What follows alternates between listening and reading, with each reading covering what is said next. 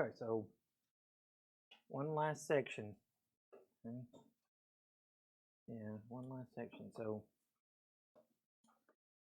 it can be a little bit of a doozy. Okay. It can be a little confusing. So we're gonna make sure we go, take our time on this one. Okay. Wednesday. Today is Monday, right? Okay. Yeah. So Wednesday. What we'll do is I think we'll just go through example problems, and our focus will be knowing which rule to use. Okay. So we'll just kind of put everything together. First, we'll go through what all the rules are again, okay? And then we'll just go through some example problems where we use each one of the rules and help ourselves know which one to use. Okay? And then,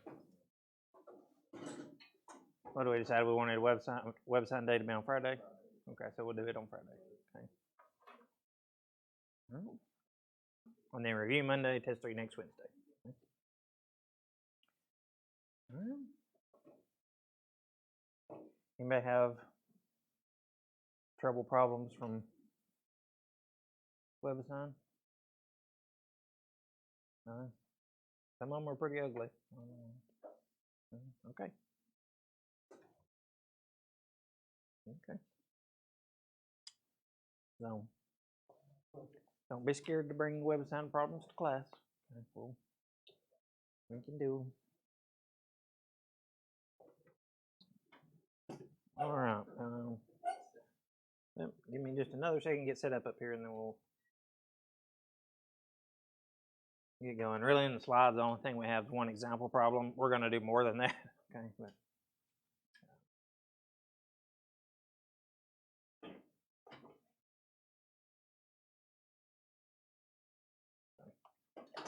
All right. So I think I've got 4. I think that's what I've got for us to do, and we can do more if we need to. Okay. So the idea in this section is that we're going to have some rate, okay, some rate of change given to us, and then we're going to use that rate of change to find the rate of change of a different quantity. Okay. So that's where we get the name related rates. Okay. On these problems, you want to be pretty systematic. As you go through, you want to read it really carefully and make sure you understand what you're given and what you're asked for. Okay. So read it really well. A lot of times a diagram is going to help. We do a little sketch. Okay. So we'll walk through all that. So let's look at this first one here. Okay. So this one says air is being pumped into a spherical balloon so that its volume increases at a rate of 100 cubic centimeters per second. How fast is the radius of the balloon increasing when the diameter is 50 centimeters? Okay. So I've got this over here on our scratch paper, so we'll just go over there to work it. Okay. Make notes here. Well, seems innocent enough, and it can be. It's not that bad. Okay, don't let me scare you about them, but you just don't want to take them lightly. These problems in this section. So let's try to digest it a little bit. What quantity is it that we're given on this one? It says the volume increases at a rate of 100 cubic centimeters per second. Okay. So we're given, let me get a better pen here. We're given something about how the volume is changing. And it says it's changing at 100 cubic centimeters per second.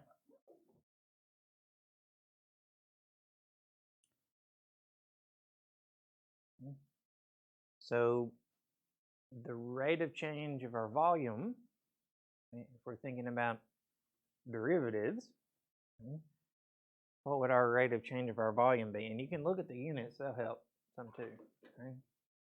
So here our top would be our volume changing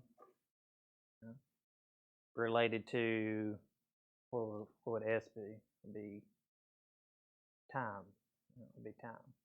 So here we're thinking about how the volume changes compared to the time. Okay.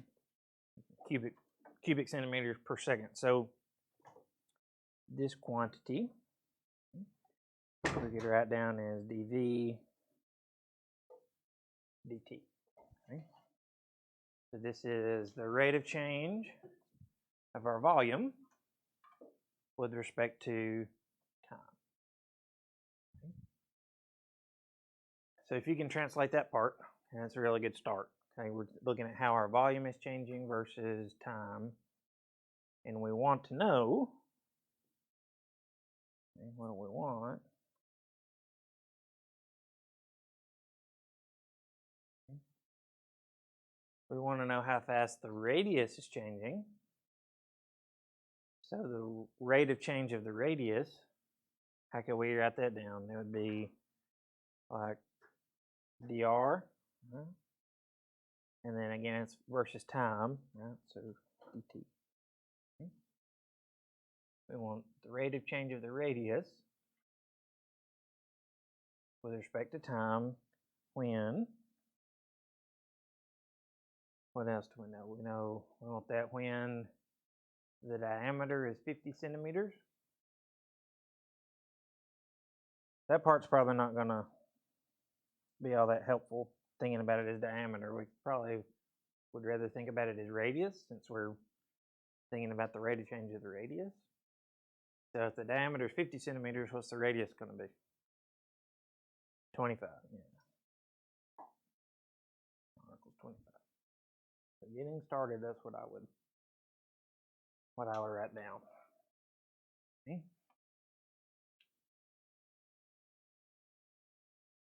So on these problems, the way we're going to get here, okay, we're given some rate of change, and we want to use it to find some related rate of change.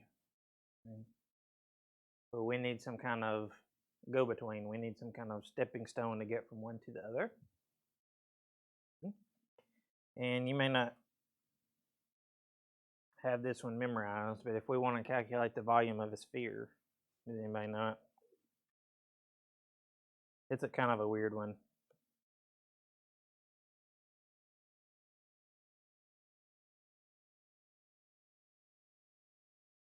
But this equation is going to be our kind of go-between relationship.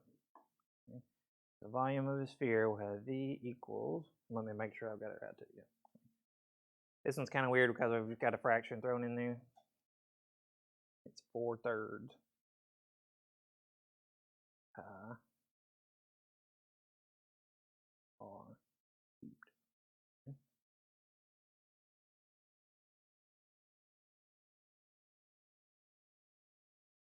Okay. So why this is helpful, the thing we're given is the rate of change of V, rate of change of this variable. What we want is the rate of change of the radius, the rate of change of this variable. Here, 4/3 pi, that's constant. Okay? Pi is not a variable. Okay? So we only have two variables. We've got V and we've got R, and now they're connected. So if we can get from V and R to dV dt and dr dt, we can find the other one. We can find the other rate. Okay. So what we're thinking about here, okay, we're thinking about volume as a function of time. Okay. And we're thinking about radius as a function of time. So if we go to take the derivative here, we need to think about volume as a function of time, radius as a function of time. So when we take the derivative, we'll use the chain rule. Okay. So let's take the derivative here. If we take the derivative of 1v, okay, it would just be 1. But since v is a function of time, it's 1 times dv dt, chain rule.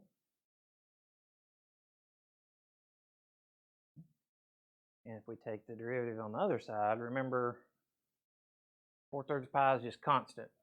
Okay, so we're just using the power rule, thinking about r. So it would take 3 times this constant. So we'll get, if we multiply all that together, that's 12 pi over 3, which we'll reduce in a second. And then r to the what power? Second, yeah. And then since r is a function of t, dr dt. And chain rule comes in. Okay. And then 12 pi over 3, we can simplify that.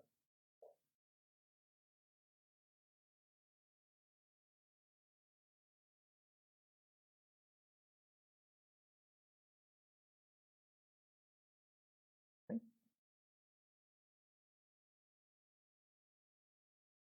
So in the big picture, we'll look at what we're given, write it down as a derivative, look at what we want, write it down as a derivative.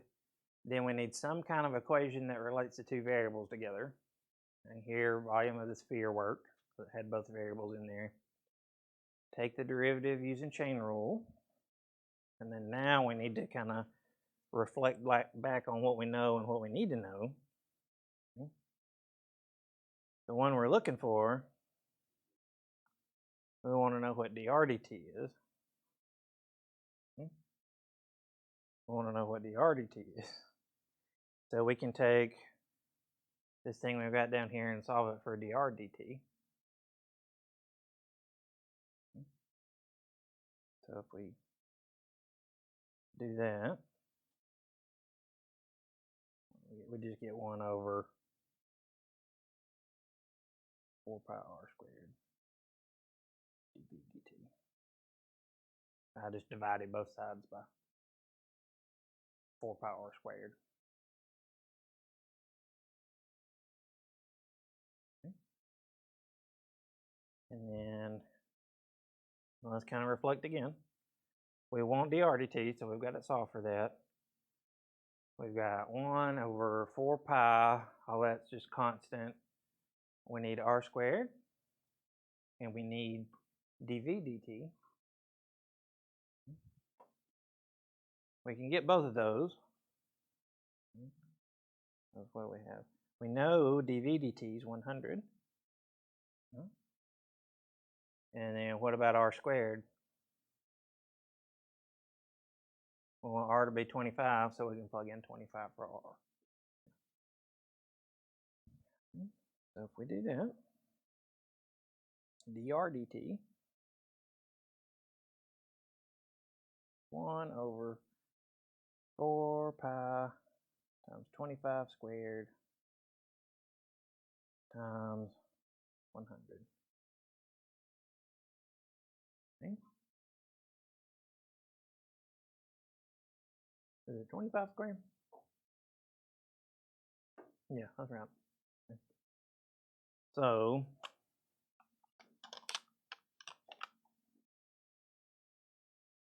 yeah, we don't have to calculate that actually, because I was thinking something happened there. So it does, because 4 times 25 would be 100.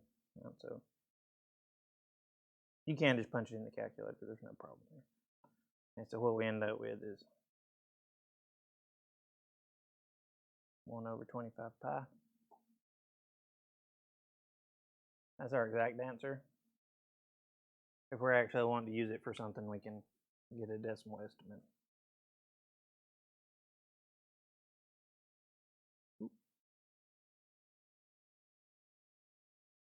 So that's about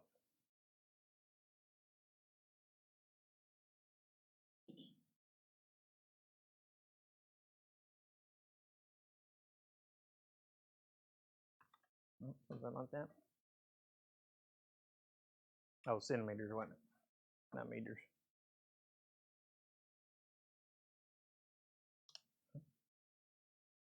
Either 1 over 25 pi centimeters per second or about 0.013 centimeters per second.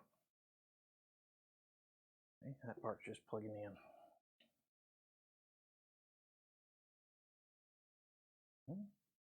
Questions on where any of that stuff came from?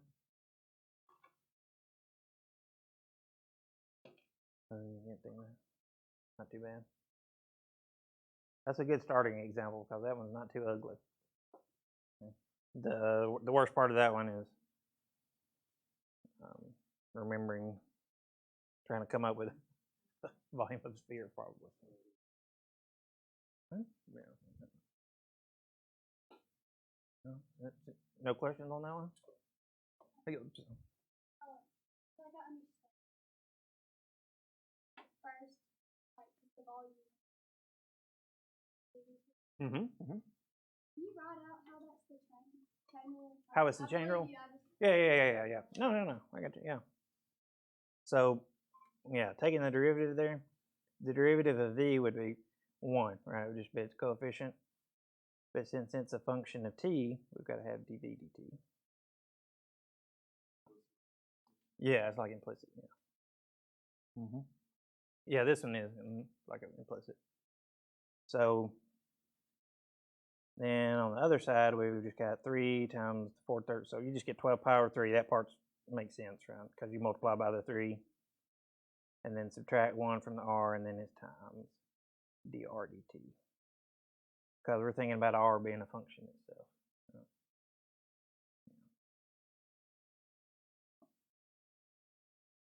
Yeah, implicit differentiation is just a chain rule too. So this is like implicit, that's right.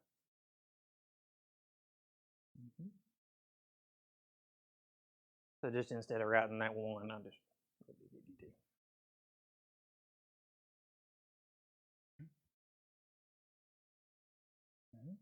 Anything else? Nothing? You're okay on how I decided that was dv dt? Because it's how the volume's changing over time. What was the number it gave us? Was 100 cubic centimeters per second. And then we want to know how fast the radius is changing over time. That's dr dt. And then it just straight up told us we wanted to know when it happens when the diameter is 50 or r is 25.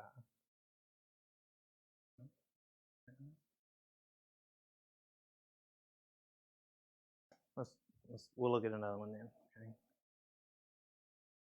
Maybe you can kind of get a feel for how they're going to be. Let's see. Yeah. There we go. This one sounds similar to one we did before, but it's a different problem. Oops, sorry.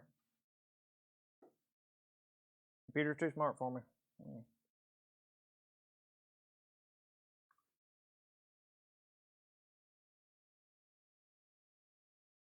Oh. So that last one, I didn't even make a sketch. Because it's not too hard to envision a circle. And it's just like the side view of a spherical balloon. But making a sketch can be really helpful. This is one where I think a sketch is really helpful. Okay. It says we've got a ladder that's 10 feet long, resting against a vertical wall. We don't have theta in this one, luckily, if you remember the last ladder one. If the bottom of the ladder slides away from the wall at a rate of 1 foot per second, how fast is the top of the ladder sliding down the wall when the bottom of the ladder is 6 feet from the wall? Okay.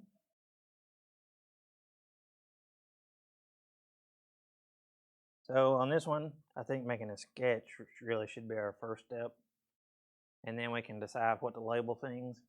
And then we can write down our rates that we're given and the rate that we want. Because it depends on how we label what we would call them. So let's see. We got a vertical wall and a floor. We got our 10-foot ladder up against the wall. And then our bottom of our ladder sliding away from the wall, the top of the ladder sliding down the wall. So our distance from the bottom of the ladder to the wall, maybe since that's horizontal, you call it x, because it's kind of what we're used to dealing with there. You can call it whatever you want, but Here I'm going to call this distance x.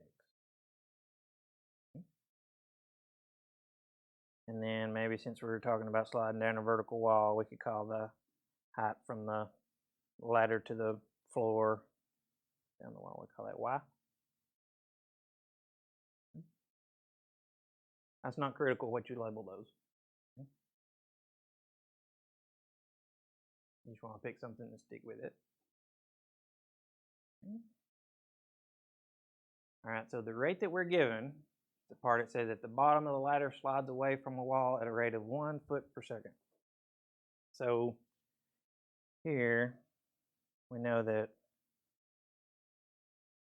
this movement, okay, the bottom of our ladder out from the wall, that's 1 foot per second.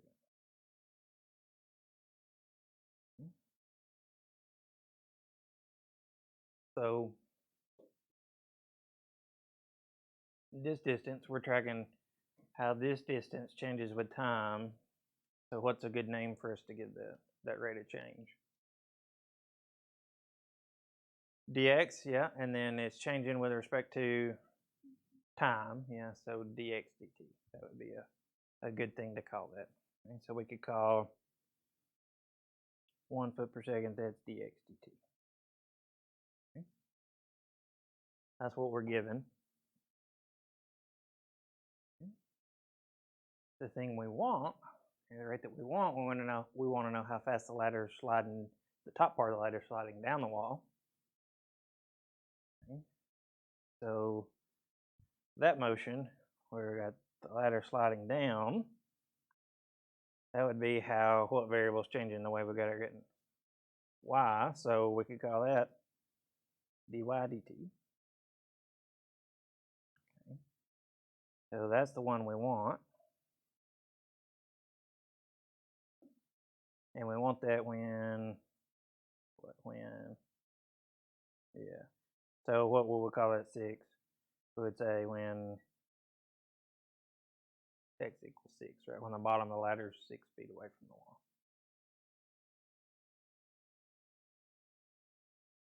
Okay. So that's the setup. Okay. We've got what we're given, and we've given it a name. And then we know what we want, we've given it a name, and we've got our instance when we want that value there. Okay. So now we need some type of equation that relates our two variables. So we need an equation that's going to relate x and y, where x and y are the sides of the triangle, the right triangle. Anybody have any ideas? Pythagorean theorem would be a good one. Okay, there may be others. I think Pythagorean theorem is probably one of the more simple ones we could use. So we know that no matter what the distances are for x and y, we know that x squared plus y squared has to equal what? 10 squared. Yeah, 10 squared. All right, so that's just Pythagorean theorem.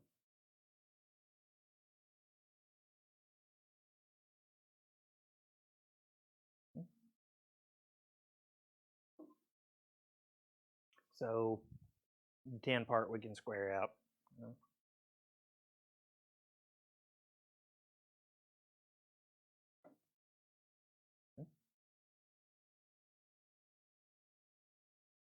So we know dx dt, we want dy dt. We've got an equation where we have x and y. So if we differentiate with respect to time, we'll end up with a dx dt term and a dy dt term. So we're going to take the derivative of both sides here. Again, we're using the chain rule, right? It's like implicit differentiation. So, because we're thinking about x and y as functions in terms of time, functions of time. So when we take the derivative of x squared, what are we going to get? 2x and then times dx dt. right? And then y squared, so it's almost the same thing, right? We get 2y dy dt.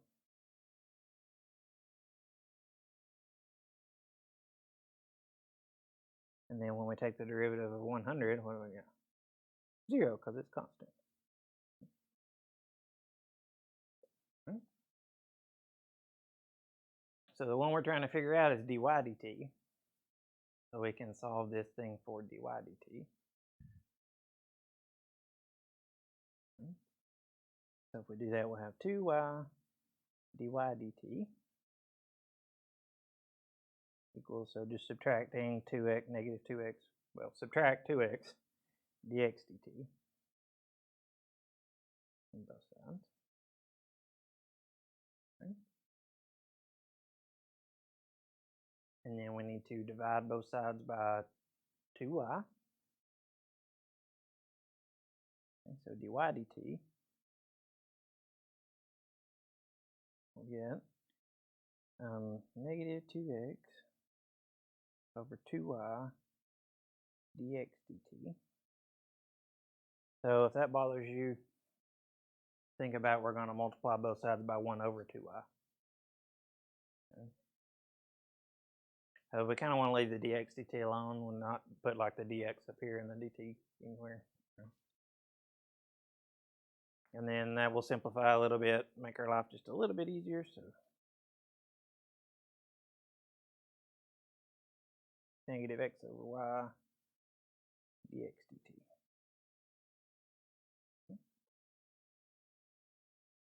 Right?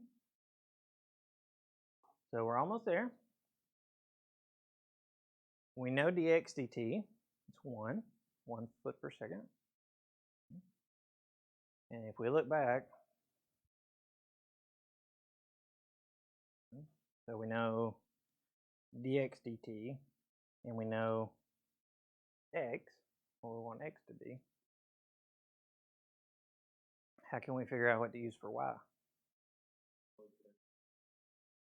Yeah, we can plug it into the Pythagorean theorem. Yeah. So we know x squared plus y squared has to equal 10. We want x to be 6. So if x equals 6, we'll have 6 squared plus y squared equals 100. So 100 minus 36 will give us 64. So y is 8.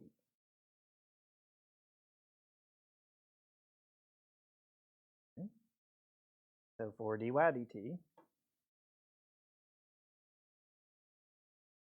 we'll have negative 6 over 8 times 1 foot per second.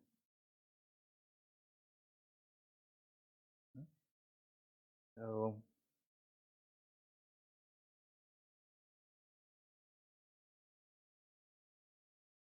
we work that out and get negative 3/4 feet per second. So why is that negative?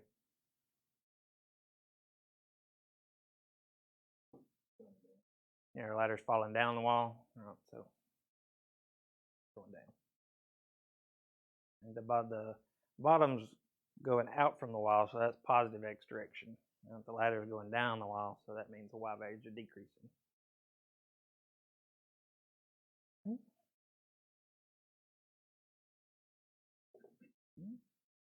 Questions on that one? Why don't you plug this 6 by x at the beginning? Like here. Yeah, well, Yeah, so if we do that, then we'll end up getting y equals 8, right? We'll end up getting y equals 8. And then when we take the derivative, okay, we'll get dy dt equals 0. And so it just doesn't work. You end up with a 0 there. Because we know it's got to be moving. We know it's got to be moving because the bottom's moving. Right? So there it just kind of messes things up. Typically, yeah, and that's a good thing to bring up, okay? Typically, you're not going to use your given rate until after you take the derivative. And then you can start plugging it from there. Well, good thing to think about there. Well, yeah, that and this. Typically not use that either till after the derivative. Other questions on that one? No? Alright, let's look at another one. I think I actually want to do these out of order, so I think I want to do 4 first. Then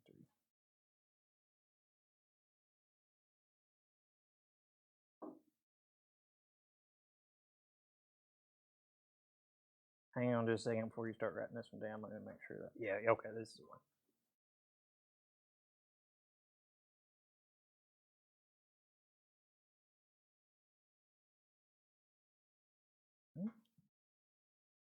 So,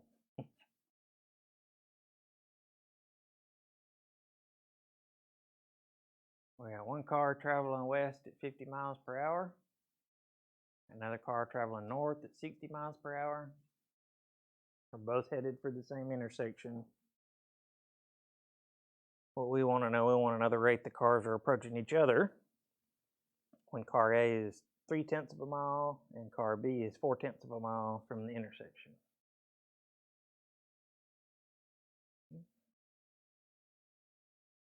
This one's got a little more information kind of scattered around, so it can really help to make a diagram. Okay, so we've got one car traveling north, one car traveling west. Okay, so let's see. The car A is traveling west at 50 miles an hour. Car B traveling north, that would be traveling north at 60 miles an hour. And what we want to track, and what we want to know how it's changing, is their distance between each other. So this one's a little weird because we're thinking about this distance. Right. Straight line distance.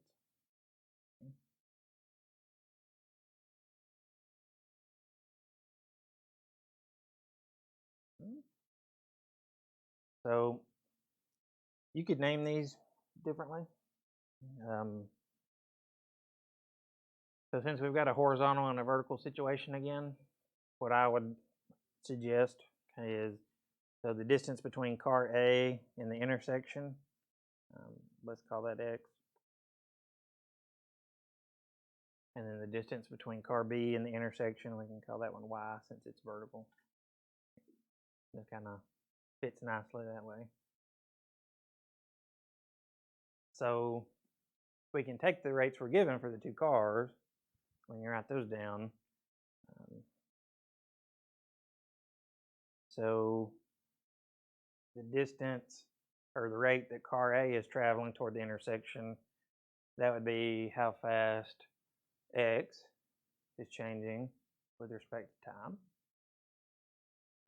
The distance between car B and the intersection, the rate that's changing will be dy dt, the change in y with respect to time. So we can write both of those down that way. So dx dt, that's 50 miles an hour. Dy dt, that's, well, hang on. I will leave a little space here because you get away with it either way if you don't notice this, but technically, since we're on the x-axis, if we're treating this like the origin, the intersection, what would our rate be this way? It'd be negative because it's getting smaller, and then our y values are getting closer to 0, so it would be negative too. So you end up with the right answer if you don't see that. Still. Yes, but also it's yeah, you're right. It's going up, but it's the distance is decreasing. That's really what it is that the distance is decreasing. This distance is decreasing, so it's negative. Sorry. I think so. I think you still get the right answer if you do them both positive. Maybe it's situational. I'm not sure. Yeah. Probably depends on how you have things drawn up. Okay. So also, what else do we know? We don't need it right this second, but we know we want to know the rate of change of this diagonal distance. Let's go ahead and give that a name. What do you want to call this distance? Okay, Z, that's fine. Call it whatever you want to. Okay. That one, we'll call it Z. I put a bar on my Z's. I don't know if I've done that in here or not. Probably have. Okay. So we want to know what we want. We want to know dz dt when what? When x, the distance from car A to the intersection, is 0.3. And when y, the distance from car B to the intersection is 0.4.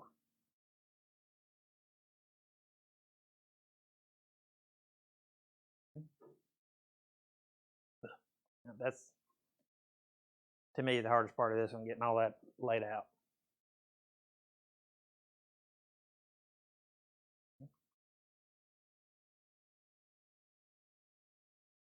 So then we need to relate x, y, and z together somehow. What can we do? Car B is going due north, car X is going due west, so this is 90. Yeah, we can do Pythagorean theorem again. Okay.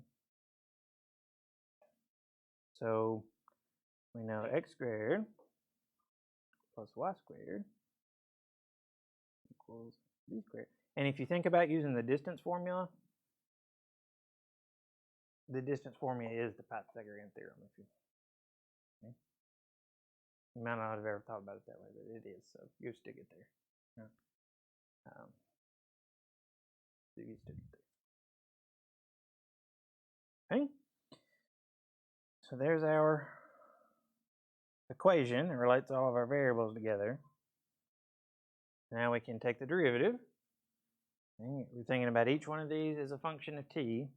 So if we take the derivative with respect to t, we'll get 2x dx dt plus 2y dy dt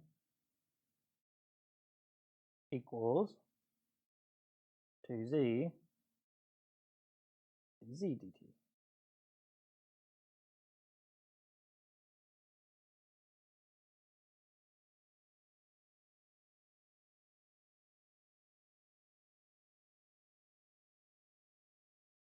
Or z. Do I have any z people in here? Call it z instead of z. Calling that letter z is not universal. I don't have a lot of. I know at least the British call it z instead of z. No. All right.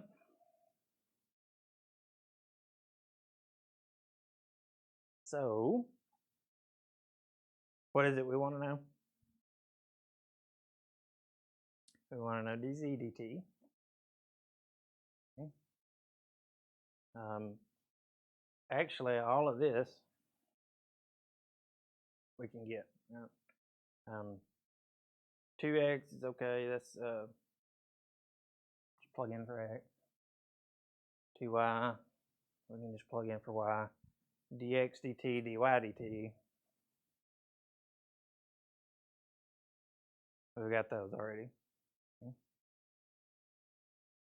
So the only thing we really got left is this z. Well, let's go ahead and solve it for dz dt. Okay. We solve it for dz dt. Don't try to do anything fancy, just do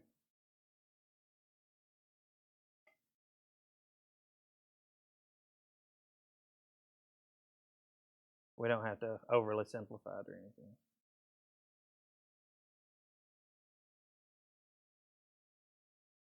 You could if you wanted to. There's like a 2 that cancels out. But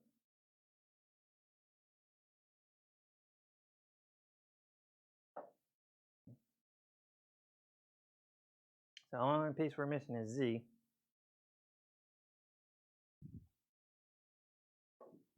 So how can we come up with that?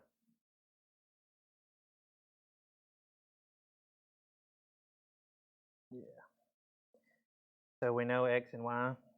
We've got an equation that relates x, y, and z together. So if x is 0.3,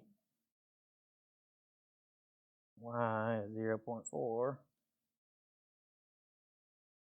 that will give us z squared.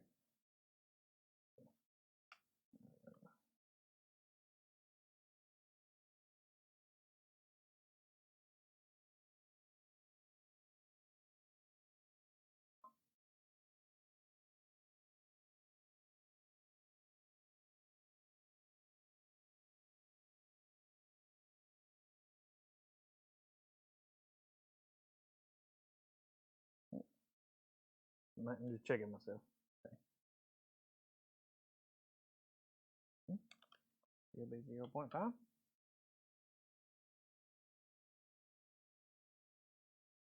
Thought that was the case. I just wasn't confident, right? Because it's just like a 3, 4, 5 triangle.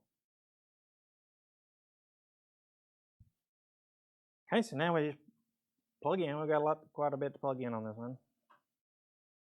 Okay. So 1 over 2 is 0.5. What's that going to turn out to be? 1. Okay. Times 2 times 0.3 times negative 50.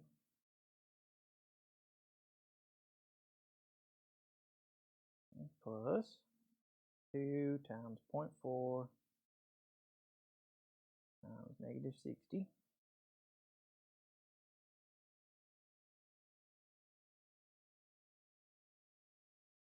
Okay. So now it's just number crunching time. Is that me? Sorry, I'm having a bad phone day.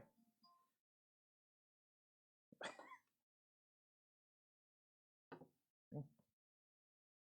2 times 0.3 times negative 50.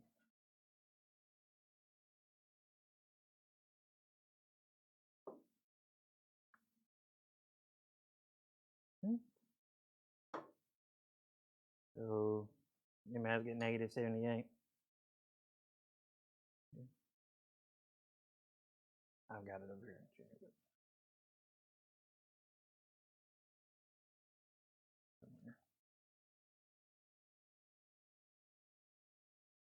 Yeah, negative 68. So, and then we're in miles per hour. So maybe we do miss it on this one. But depending on how you have it set up, I think that's what I was thinking. Is as long as, right, you could get 78, and as long as you realize that our z is going to be getting smaller as the two cars get closer together, then you can throw the negative in there. Okay.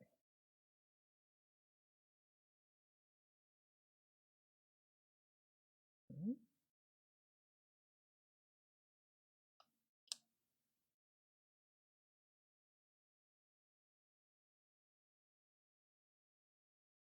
Okay.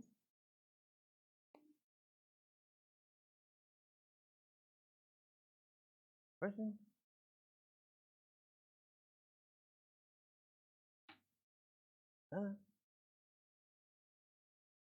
Everybody just real confident?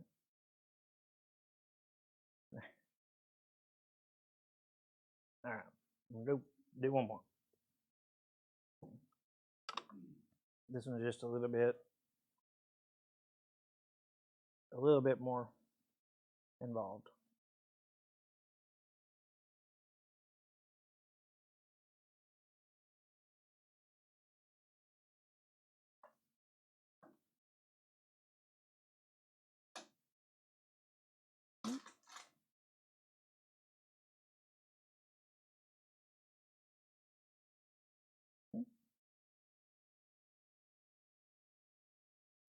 This one we have a cone.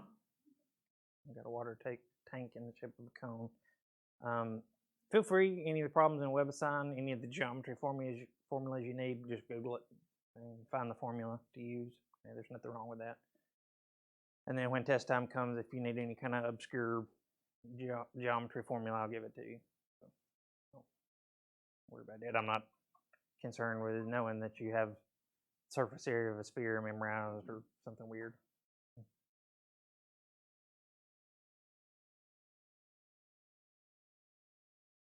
All right, so we've got a water tank, has the shape of an inverted circular cone. So its base radius 2 meters and height 4 meters.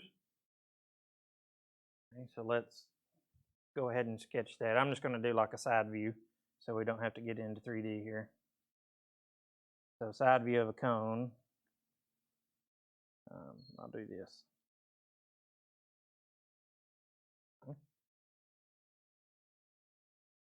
So says a radius at the base is 2 meters. So from here, out, that's 2 meters. 2. And the height is 4 meters.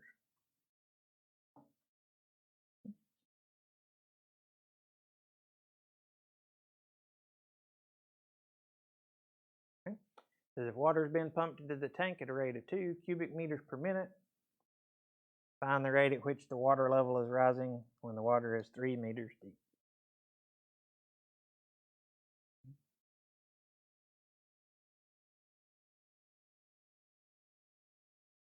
All right. So somewhere in here,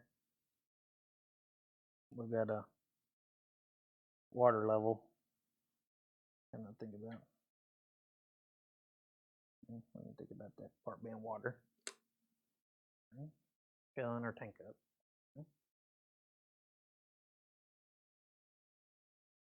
So what information are we given? We're given that it says water is being pumped into the tank at a rate of 2 cubic meters per minute. What kind of quantity is that? That's how, what's changing with respect to time. The volume, yeah, the volume of the water, right? The volume of the water. Okay. All right, so we got another good hint. Okay, we got cubic meters. So cubic units, we're going to have some kind of volume. Right? So the thing we're given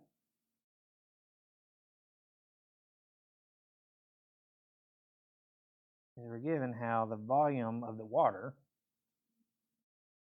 changes with respect to time. The tank's not moving on this one, so we don't have to worry about how the tank's moving. It's not. We're just thinking about how the shape of the water is changing. And that was 2 cubic meters per minute. We want, so here, if we're thinking about the shape of our water, let's label our important quantities there. At the top surface of our water is going to have its own radius. And then the height of the water level is going to have its own height, even though it's still a cone shape, but it's its own thing there. Okay. So what we want, if we think about that, we want the rate at which the water level is rising when the water is 3 meters deep. So we want how which quantity is changing with respect to time. We're thinking about the water rising, so that would be, I think I heard it, height, yeah. So we want dH dt. Now I could have asked a different problem. I could have said, how fast is the area of the surface changing? Okay, as the water's being pumped in, they asked us how the water level, so that's height. Okay. So we want dH dt when, what was it? When the water is 3 meters deep. So when H equals 3.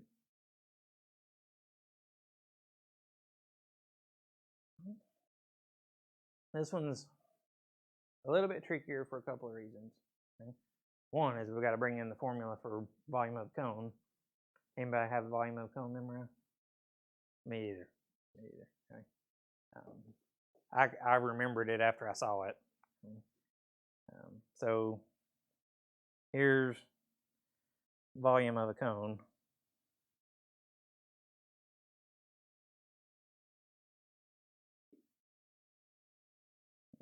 V equals 1/3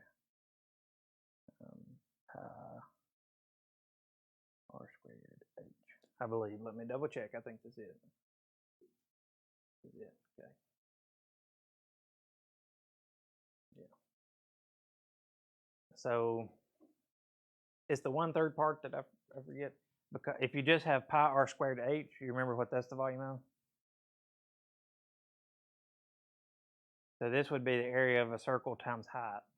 So if you take a circle and give it height, it's a cylinder. Yeah. So a cone is 1/3 the volume of the cylinder with that same. It's okay, like I said, if you don't remember that, no big deal. Okay. All right, so there's part of the issue. That's a little messier than some of the other formulas we worked with. The second issue that this one gives us that makes it just a little bit more involved than the other ones we've done is we want dH dt. Right? So we're going to have to take the derivative down here. And we're given dV dt, how the volume's changing. Well, we got one other variable in here. Well, we got 1/3 pi, they're constant, but we've got r. We've got r in here. Okay. So typically the best thing to do in this situation is we need to come up with some way, something that relates r to h so that we can rewrite, since we want dH dt, it would be helpful if we rewrite both of these in terms of h and get the r's out of there. Okay. If we wanted dr dt, like if it was a different problem, then we could do it the other way around. But what we want is we want some equation that gives us some relationship between r and h so that we can solve it.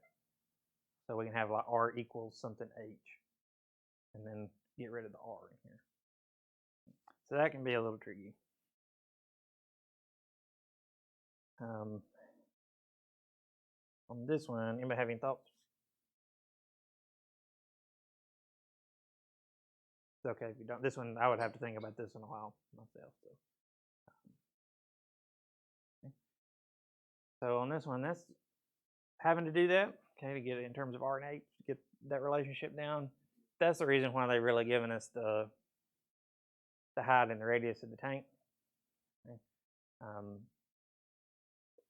If we didn't have to do that, we really wouldn't care how big the tank was, because all we would have to do and know was how the water was moving up. Yeah. So what we've got here, yeah, you got it. That's good. That's good. So what we've got here, if we think about like the side view, we've got similar triangles. Now we've got the big triangle that's made through the center and then starting at the radius out to the side of the cone. And then we've got a smaller triangle if we go up to the top of the water and then come back. So we've got similar triangles. So we can set up a ratio. Okay. Maybe, yeah, you can set it up several different ways. I was trying to think of what the briefest way to set it up was. How were you setting yours up? You say?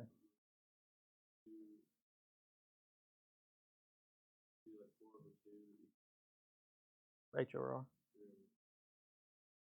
So we want to do matching sides, right? So either we want to do like the top of the big triangle over the top of the little triangle, or we could do like the top of the big triangle over the side of the big triangle, and then equals the top of the little over the. Let's see. I'm just going to set it up. 2 over 4, I think, equals R over H. But any combination, right? You could have R over 2 is H over 4. Or you can have that too. As long as you have corresponding spots. So like these are both R. These are both H. You could have R's on one side, H's on the other side. Get there. So what we want, and this might not have been the best way to write it down, but it's not too bad, because if we want to solve this thing, what can we do? Trying to solve it for R.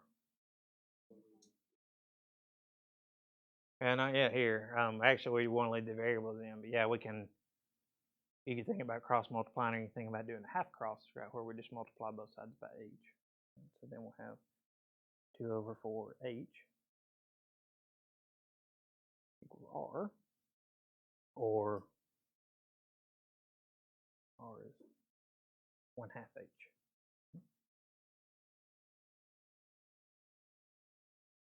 Or maybe even, you could either write 1/2 H or H over 2.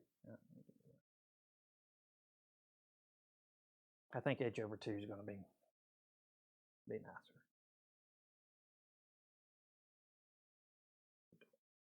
You'll get the same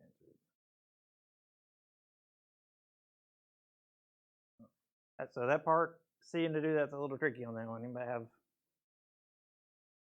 concerns about what we could do? I'm going to leave it like this for right now, because what we're going to do is we're going to take it in place of R. We're going to put H over 2, right? And then we won't have an R over here anymore. Other thoughts or questions on that part with a similar triangle?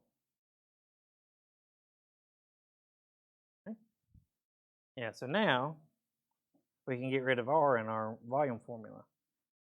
So we can rewrite this thing as 1/3 pi. Oh, my pi's are so messy here, Lily. Pi, and then R, H over 2 squared times H.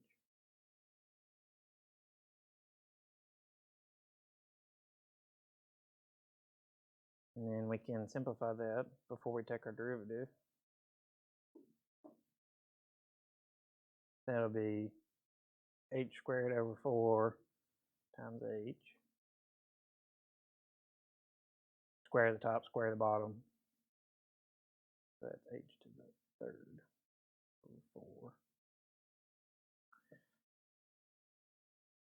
And if we want to rearrange a little bit to make our life easier, because we know we're going to have to take the derivative, we could do the 1/3 and the 4 on the bottom of the H and get 1/12 pi.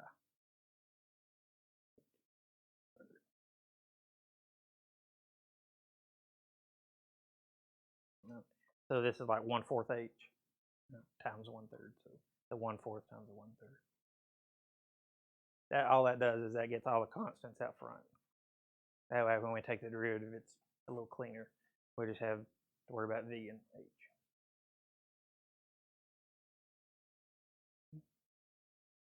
Questions up to that point?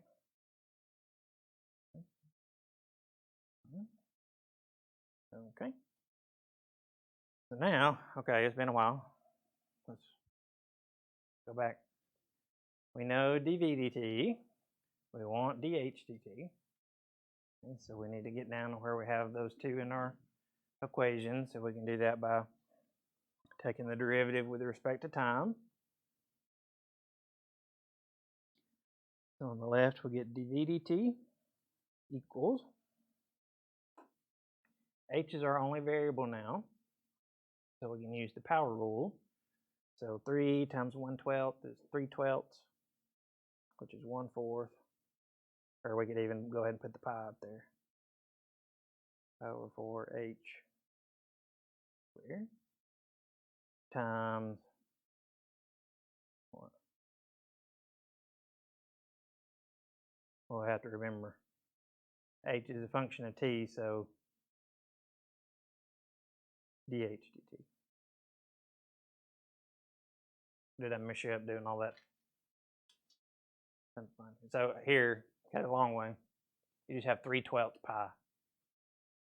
That's pi over 4.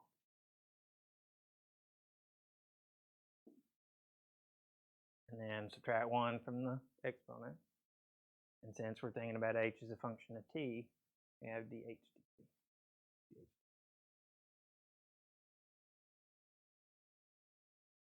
Okay. So this is the thing we want.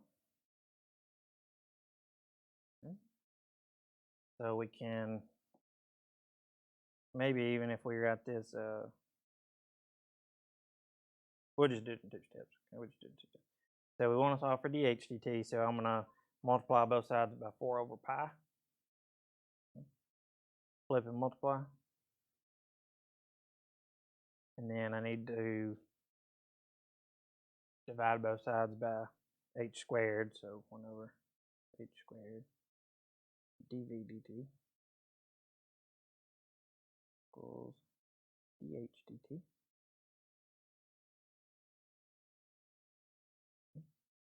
So if we simplify, it's 4 over h squared dv dt.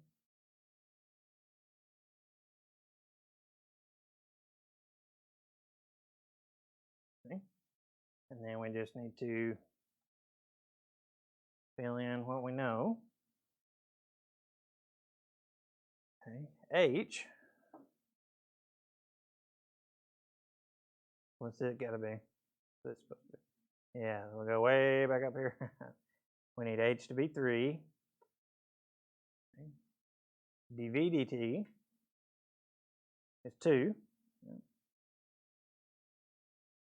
That's all we need.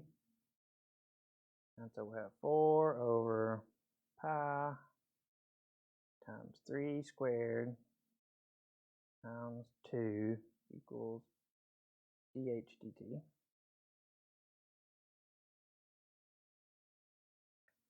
So 8 over 9 pi.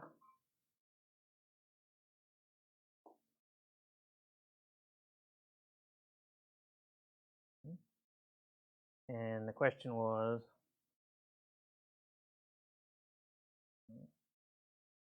find the rate at which the water level is rising when the water is 3 meters deep. So we get kind of a weird answer, but that is 8 over 9 pi feet per second, right? Those are units. Meters per minute. Okay. Yeah, so I was completely wrong. Meters per minute. Okay. And then that's if you actually needed to do something with that. Let's see.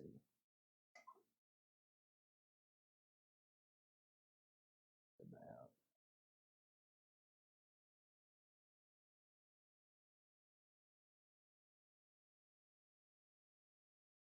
here's our exact answer.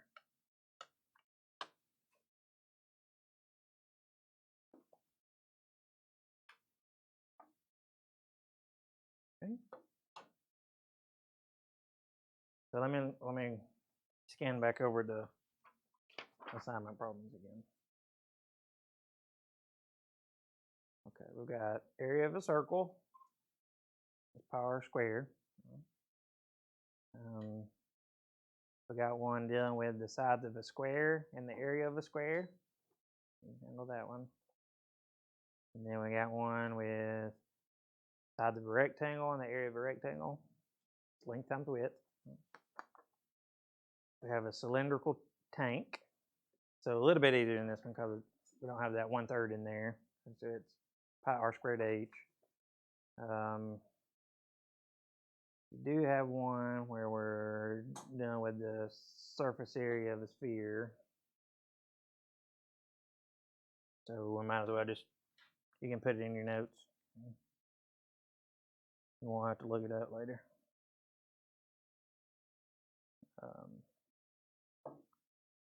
What is that? Is that? I'll look it up myself.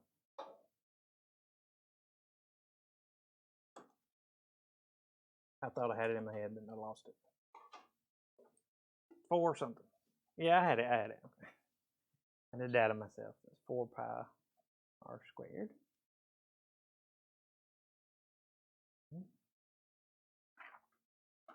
And then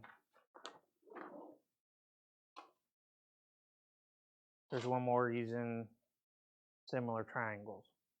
Okay, kind of like we had. That's like the whole problem is based around similar triangles, kind of like we looked at in the cone problem. So nothing, no too terrible formulas. Try to keep those simple.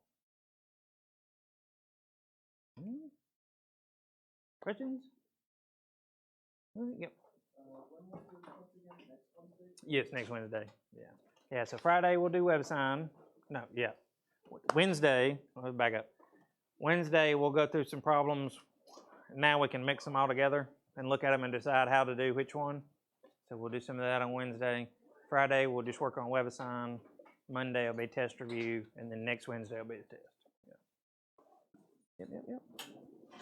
All right. If you didn't get on the sign-in sheet, get on there before you leave.